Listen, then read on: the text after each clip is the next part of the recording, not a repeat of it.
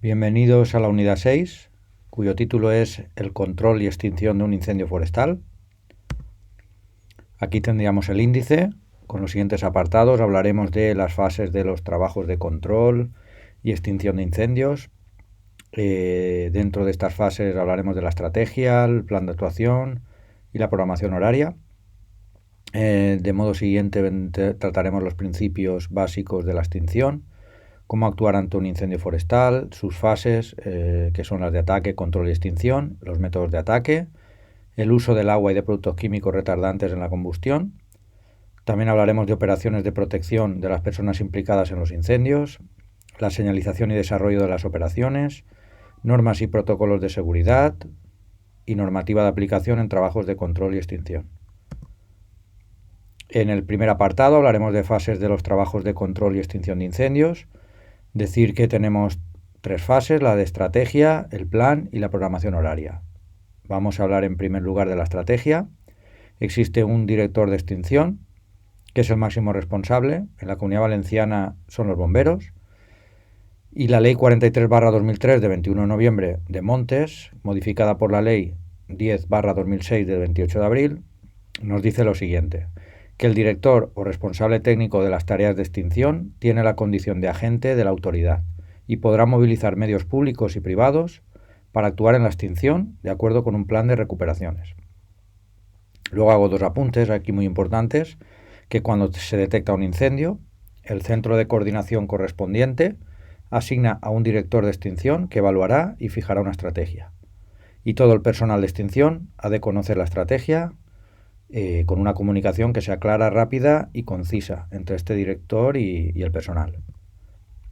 ¿Qué aspectos debemos de tener en cuenta si somos el director del incendio? Pues evidentemente las características del incendio, su velocidad e intensidad, qué tipo de combustible tenemos, la gravedad, el estudio de la orografía que tengamos en el terreno, valorar los medios terrestres, los medios aéreos, la posibilidad de establecer o no una línea de control, si ya está hecha, necesidad de crear una línea de defensa, habría que crearla, y si hay núcleos de población, etc.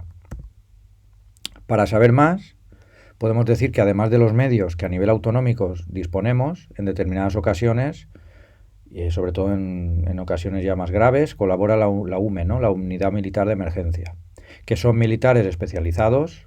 Hay 5 batallones articulados en 30 secciones de intervención y cuentan con una gran variedad de aeronaves y vehículos adaptados. Hemos comentado la primera fase y ahora vamos al plan de actuaciones, que consiste en llevar a cabo la ejecución de la estrategia que hemos preparado anteriormente. El director repartirá en este caso los medios teniendo en cuenta el clima. ¿Cuáles son las situaciones comunes que se encuentra el director de extinción? Pues nombraremos los siguientes puntos. Si la estrategia es atacar directamente la cabeza, pues el director podría descargar en ella los medios aéreos ayudándose también de medios de tierra entre carga y descarga de los primeros. Si un flanco no se puede acceder, descargarán en él los medios aéreos, trabajando en otro flanco medios de tierra. Si se necesita un contrafuego, se asegurará que entre el incendio y el inicio del contrafuego no hay personal ni medios de extinción. Por otro lado, si la estrategia es esperar el incendio en una línea de control, habría que valorar el condensar en ella los medios para sofocar cualquier posible salto hacia otra zona. Si se quiere realizar una quema de ensanche para detener el fuego, habría que planificarla y anclarla de forma segura para quemar solo la zona programada. Los nuevos medios incorporados se irán disponiendo en las zonas más necesitadas en el centro de recepción de medios. Y si hay un cambio de comportamiento del fuego, se reprogramará siempre la estrategia, evidentemente. Por último, de las tres partes que hemos hablado, de la estrategia, el plan y ahora vendría la programación horaria, decir que el plan de actuaciones debe estar sometido a un control horario estricto. Hay que tener variables en cuenta a la hora de programar, y aquí nombro 4 puntos. El director estará informado del número de medios por franja horaria que hay disponibles, es decir, por la mañana, tarde y noche, para planificar todos los relevos que haya que realizar. No deben de existir más de 12 horas seguidas. El director conocerá el horario de todos los medios presentes, ya sean brigadas, autobombas, medios aéreos, maquinaria pesada, para no sobrepasar los horarios, como he comentado, más de 12 horas seguidas. En la programación de medios aéreos, tener en cuenta el orto y el ocaso, ya que de noche no pueden actuar estos medios aéreos. Considerar que en la noche disminuye la temperatura y aumenta la humedad y por tanto disminuye la velocidad del fuego. Esto hay que tenerlo muy en cuenta. Pasaríamos ahora al segundo apartado, respecto a principios básicos de la extinción. Aquí nombrar 3 puntos: el tipo de actuación ante un incendio, las fases de la extinción de este propio incendio, que sería el ataque, control y extinción, y los métodos de ataque, que puede ser directo o indirecto.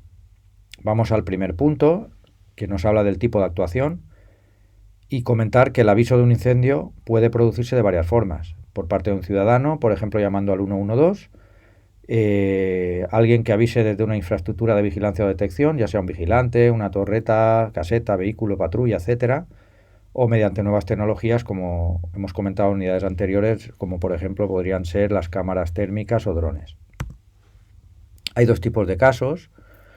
En primer lugar, el aviso de alguna infraestructura de vigilancia o detección es fiable, pues la información es alta, se confirma la alarma y desplazamiento de medios inmediato en esos casos.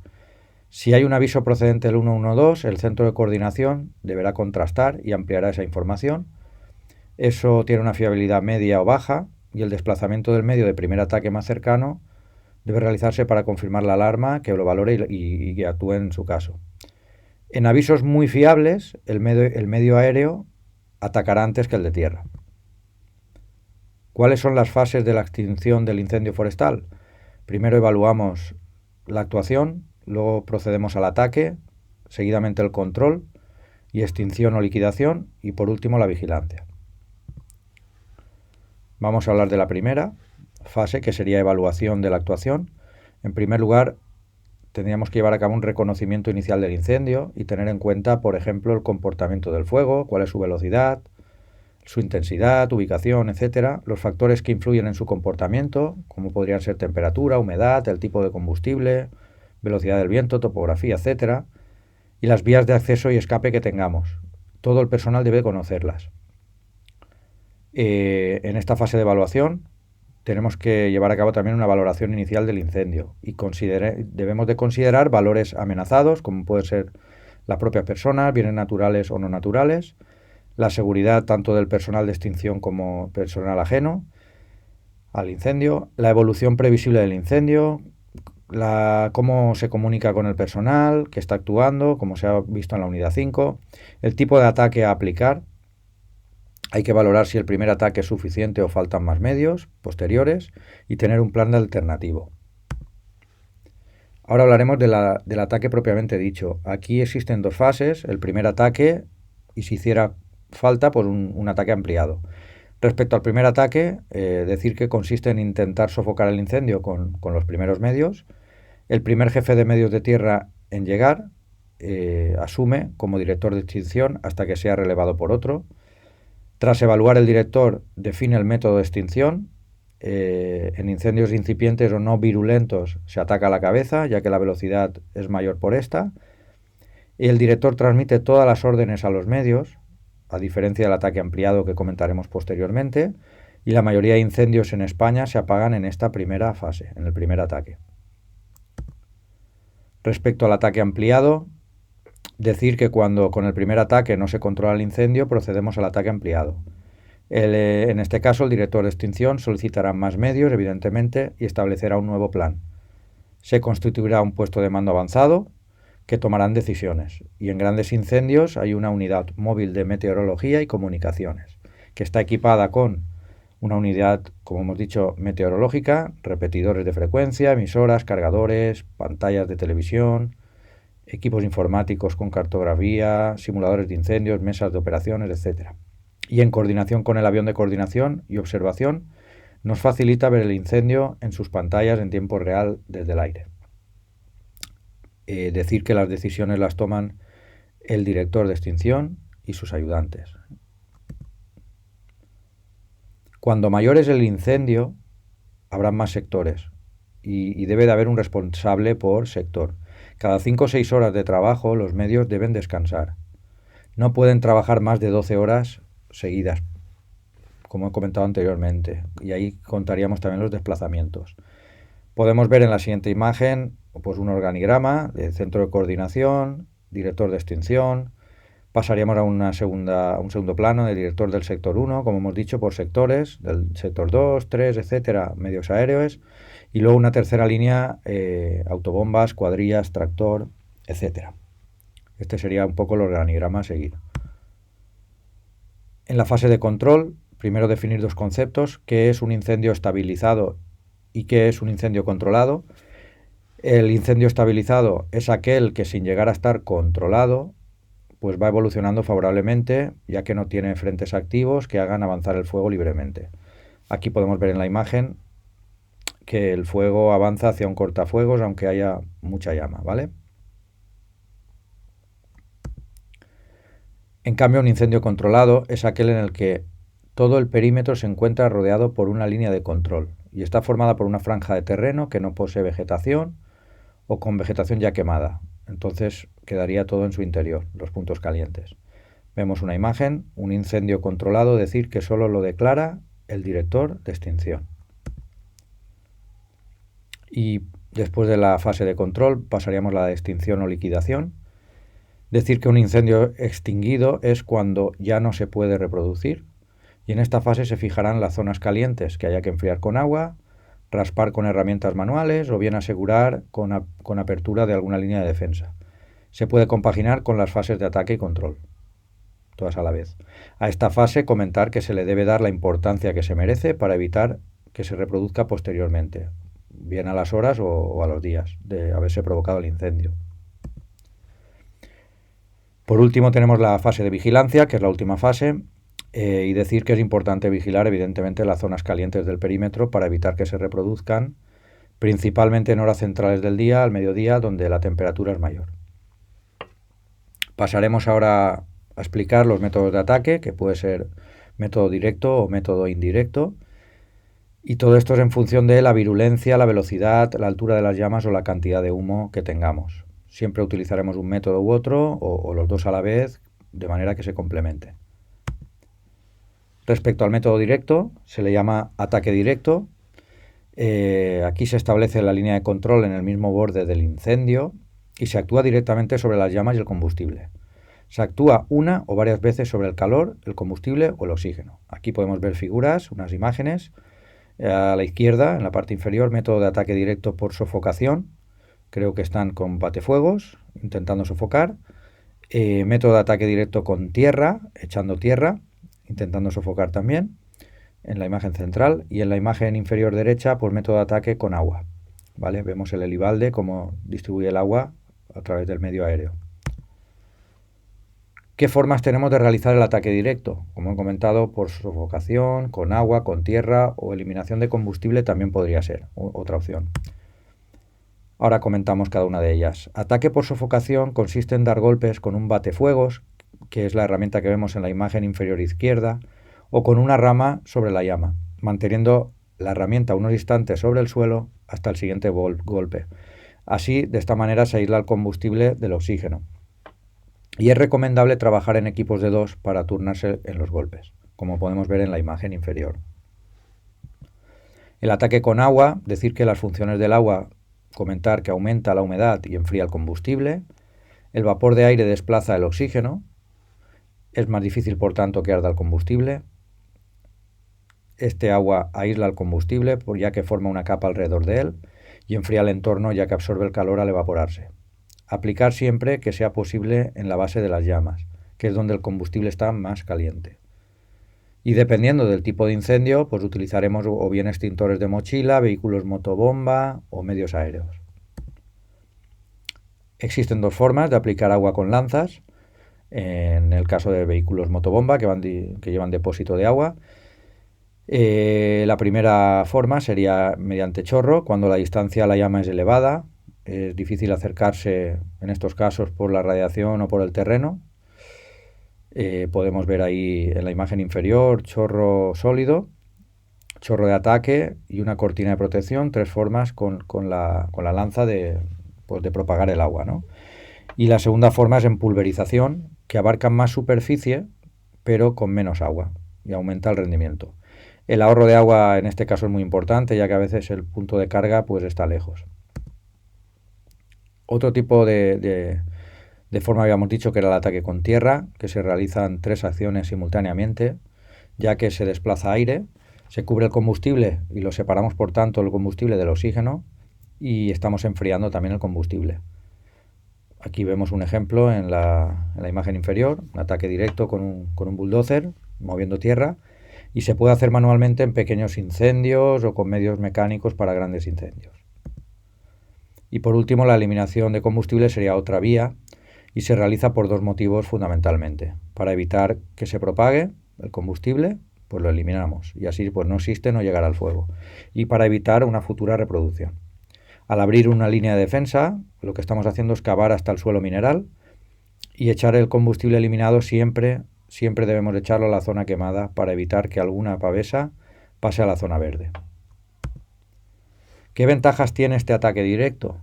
Pues que es rápido en la extinción, la superficie quemada se reduce, si se dispone de agua, es muy efectivo ya que se combina el ataque con la liquidación y es más seguro cuando cambia el viento en un incendio grande, al poder pasar con rapidez a zonas ya quemadas.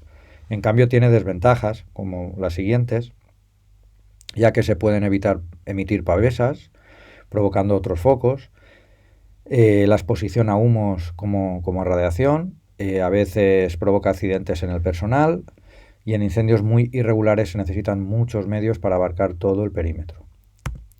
Pasaríamos ahora al otro método que habíamos dicho anteriormente, estaba el método directo y por último el método indirecto. Respecto a este método indirecto, decir que se establece una línea de control a partir de la cual se actuará y anclará el incendio de una forma segura.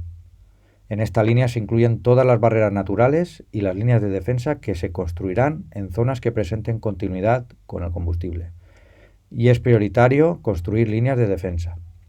La anchura de la línea depende de la altura del combustible, la pendiente, el viento, el tipo de fuego, etc. Y la línea es fundamental que no tenga ni entrantes ni salientes.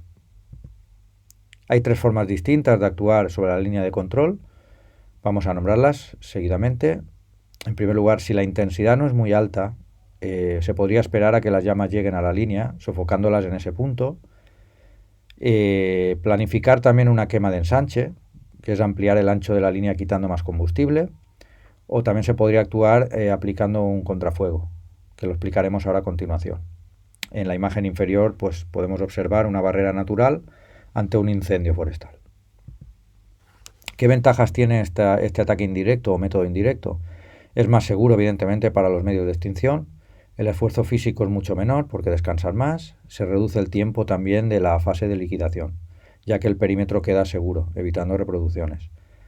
En cambio, tiene desventajas, como por ejemplo que a veces la superficie quemada puede ser mayor, ya que la línea de defensa puede estar lejos y se va quemando zonas que no quisiéramos. Y otra desventaja es la vigilancia es más laboriosa, ya que el perímetro aumenta, ¿no? En este caso. Ahora comentaremos el contrafuego, como he dicho anteriormente, que por sus características lo trataremos como un método de ataque, podríamos decir que aparte, ¿no? Aunque podría incluirse dentro del ataque indirecto. Este contrafuego se basa en aplicar fuego en dirección contraria al avance del incendio, arrastrado por las propias corrientes de succión que genera el incendio, propiamente dicho. Al juntarse los dos frentes, el incendio se apaga al no haber combustible verde y se aplicará siempre desde una zona segura, evidentemente. ¿Qué precauciones debemos de tener? Pues se irá realizando a través de toda la línea de defensa o control, empezando por la zona más próxima al frente del incendio, retirar todos los medios que hayan entre el incendio y el contrafuego y reservar alguna cuadrilla para controlar pavesas que puedan atravesar a otra zona verde. Es conveniente también tener un vehículo motobomba por detrás de la cuadrilla, por si acaso, y si el fuego avanza ladera arriba, la línea inmediatamente debe estar colocada después de la cima. Si el fuego avanza ladera abajo, el contrafuego se aplicará desde el otro lado de la vaguada. Y si la línea de defensa está muy alejada del frente, se pueden realizar contrafuegos intermedios. Aquí podemos ver una imagen sobre el tipo de ataque recomendado según la altura de la llama. Si la altura de la llama es menor a 1,5 metros, pues nos aconsejan un ataque directo con herramientas manuales y vehículos motobomba. Si la altura de llama está en torno al 1,5 metros, 2,5 metros, un ataque directo con vehículo motobomba, maquinaria pesada y medios aéreos. En cambio, si la llama ya tiene 2,5 metros o hasta 3,5 metros, el ataque indirecto es la mejor opción. La intensidad de la llama no permite acercarse a menos de 10 metros. Aquí aplicaríamos un contrafuego. Uso del agua y productos químicos retardantes en la combustión. Respecto al uso del agua, decir que se usa en el ataque directo y también como retardante. Tiene limitaciones también al usarlo como retardante, ya que el agua tiene baja viscosidad, se evapora rápidamente y se dispersa por el aire. Lo importante es que exista una buena red de puntos de agua y que los medios aéreos y terrestres dispongan de una cartografía completa de puntos de agua, y de forma experimental se han instalado tuberías, a veces a presión, con arquetas y bocas de riego en zonas estratégicas. A esto se le llama cortafuego húmedo. Respecto a los productos químicos retardantes, decir que se usan como aditivos para mejorar las propiedades del agua a la hora de extinguir el incendio, pero tiene el inconveniente de que se mantiene en el suelo y los vegetales a largo plazo, con lo cual es un residuo. Tendríamos retardantes a corto plazo y a largo plazo, como vemos en la imagen inferior, y respecto a los retardantes a corto plazo tendríamos espumógenos y viscosantes. Respecto a los retardantes a corto plazo, decir que mantienen sus propiedades mientras el agua no se evapora, y hay dos tipos, como he comentado, los espumógenos y los viscosantes. En el caso de los espumógenos, aíslan el combustible del aire debido a la capa que forman las burbujas sobre la vegetación. Favorecen la penetración de la mezcla. Actualmente la permanencia es superior a 30 minutos. Y los espumógenos utilizados son del tipo detergente, que son específicos para combustible forestal. La dosificación para medios aéreos está en torno al 0,4 al 0,6%, y la dosificación para medios terrestres del 0,5 al 1%. Respecto a los viscosantes, comentar que al añadirlo el agua aumenta su viscosidad, es más viscosa, se dispersan menos las gotas por el viento, se adhiere más al combustible, son de tipo orgánico, goma y mucílago, que es una sustancia viscosa de los vegetales o materias gomosas. Tienen dosis más bajas, no superan el 0,5%, y se mezcla con el agua mediante batido en una balsa o piscina. Aquí tenemos una imagen usando un espumógeno en un incendio. Ahora seguiríamos con la explicación de los conceptos dentro de la terminología forestal, que el espumógeno es un concentrado líquido capaz de producir soluciones espumantes generadoras de espuma. El espumante es la mezcla de agua y espumógeno. La espuma es la mezcla de espumante y aire, que forma una capa resistente y aísla del aire e impide la salida a la atmósfera de gases volátiles que sean combustibles. Y el coeficiente de expansión podríamos definirlo como la relación o el cociente entre el volumen final de la espuma y el original espumante que la produce. Respecto a los retardantes a largo plazo, decir que su efecto continúa incluso una vez evaporada ya el agua. El agua no actúa como retardante, se usa para aplicar el producto, que es el propio retardante. Este retardante está constituido por sales amónicas, sulfatos, fosfatos o polifosfatos, y cuando llega el incendio disminuye su intensidad o desaparece la llama. Aparte, también se le pueden añadir aditivos como viscosantes para aumentar la adherencia al combustible, inhibidor de corrosión para evitar la corrosión de las sales amónicas y colorantes para distinguir las zonas en las que se ha aplicado. Suele ser color rojo. Aquí, como podemos ver en la imagen inferior, se usa un retardante con colorante. Tenemos un uso recomendado de los retardantes, como podemos ver en la imagen, de corto plazo. Se recomienda en ataque directo, se aplica en la base de las llamas para que humecte, para que humedezca e impregne bien el combustible. Se puede aplicar también en combustibles más cercanos. Y en ataque indirecto se suele utilizar en la aplicación de un contrafuego, regando la zona verde opuesta al avance de este incendio, bien con mochilas de extinción o con vehículos motobomba. Y el retardante a largo plazo, en el caso de ataque directo, es preferible aplicarlo en incendios pequeños y la mitad de la descarga se aplicará en la zona verde y la otra en el frente del incendio, es decir, en la llama. En cambio, en el ataque indirecto se aplica a una distancia prudencial del fuego para evitar su avance, dando lugar a lo que se conoce como cortafuego químico. Decir que cada comunidad autónoma desarrolla sus propios planes de lucha contra incendios forestales. Respecto a las operaciones de protección de las personas implicadas en los incendios, decir que cada comunidad autónoma tiene aprobado un plan de protección civil de emergencias debido a incendios forestales. Aquí se recogen las operaciones de protección de las personas y se detallan los responsables de la dirección del plan en cada momento. Tenemos varios grupos operativos, como son el grupo de intervención, formado por todos los medios encargados de la detección y extinción, el grupo de apoyo logístico, que avisa a la población si hay que evacuar o no, colabora la unidad militar de emergencia, aprovisionamientos, albergues, etc. El grupo de seguridad, aquí englobamos a seguridad ciudadana, control de accesos, tráfico, colaborar con cuerpos y fuerzas de seguridad del Estado, etc. Y el grupo sanitario, para cuidar a accidentados y heridos, traslados al hospital, atención psicológica, social, etc.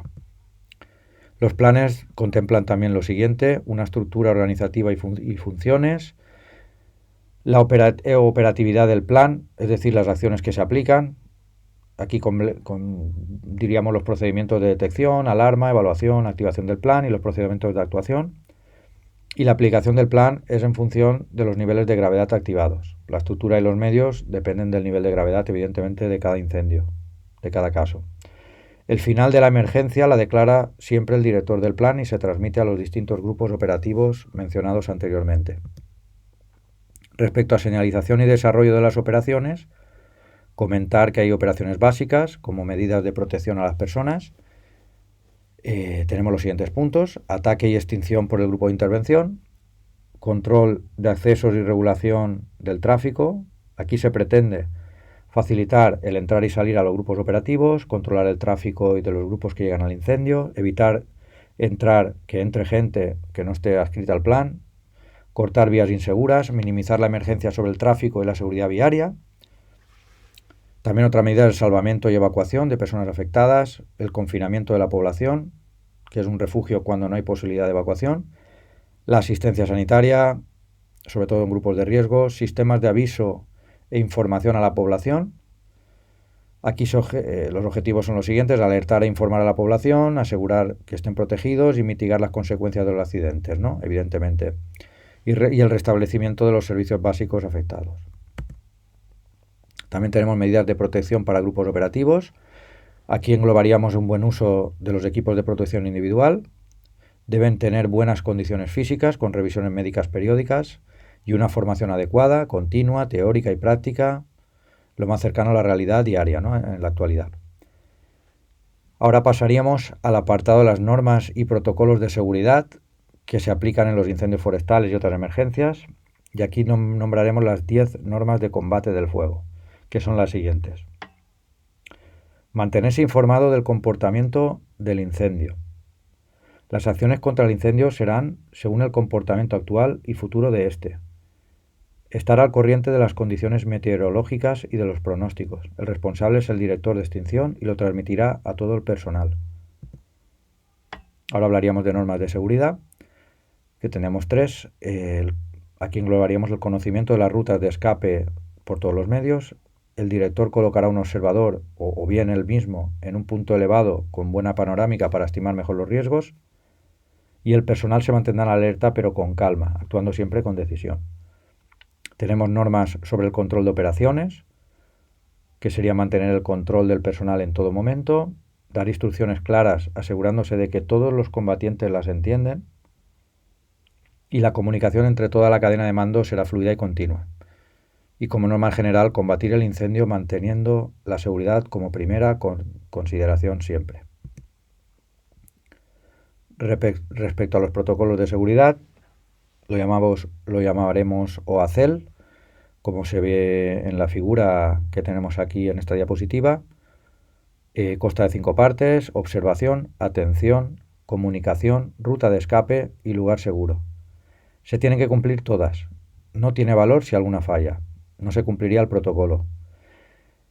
En la fase de observación, en la primera parte, perdón, en todo momento hay que conocer el comportamiento del fuego. Uno o varios observadores deben haber para que vayan informando. Y es importante que cada cuadrilla esté a la vista de cada capataz para poder darles instrucciones. En la parte de atención, es primordial atender todo lo que ocurre alrededor. El responsable de seguridad debe ser capaz de determinar cómo influyen los cambios que se pueden producir. En la fase de comunicación, debe haber siempre buena comunicación entre observador, director y demás componentes, y el observador comunica al director todos los cambios y, si es necesario, también a cualquier medio. Respecto a la ruta de escape, es necesaria una ruta de escape segura, y estas rutas pueden ir variando dependiendo de cómo evolucione el fuego. Respecto al lugar seguro, comentar que toda ruta de escape finalizará en un lugar seguro y que esté desprovista de vegetación, porque es común una zona ya quemada. Normalmente se buscan este tipo de zonas. El protocolo debe cumplirse de forma continua, se aplica al llegar al incendio, se modifica ante cualquier posible cambio que pueda ocurrir, se revisa cada cierto tiempo y es importante ejecutar supuestos prácticos antes de ponerlo en marcha. Respecto a normativa de aplicación en trabajos de control y extinción de incendios forestales, decir que las comunidades autónomas tienen sus normativas autonómicas y aquí tenemos ejemplos como las leyes de montes autonómicas, leyes de incendios autonómicas, etcétera. Normativa aprobada en forma de órdenes, decretos referentes a planes de protección civil, etcétera. Cada comunidad elabora todos los años un plan autonómico específico de incendios. Por ejemplo, en Andalucía le denominan Infoca, en Galicia Pladiga, etcétera, etcétera, que recogen los siguientes aspectos: qué objetivos tiene ese plan, la zonificación del territorio, es decir, se destacan las zonas de mayor atención, cuáles son las épocas de peligro, la estructura organizativa, el plan de prevención, plan de detección, disuasión, vigilancia, investigación y medidas correctoras, el plan de extinción propiamente dicho y el plan de formación.